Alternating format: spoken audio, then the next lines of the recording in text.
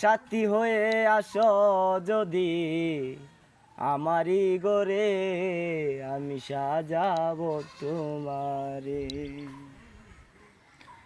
তুমি যদি আসো আমার কাছে, রাখবো তোমায় আমারই পাশে। আমার মনের যত গোপন সবই বলিব, আমি সাজাবো তোমারে। আমার মনের মতো করে সাথী হয়ে আসো যদি আমারই ঘরে, আমি সাজাবো তোমারে।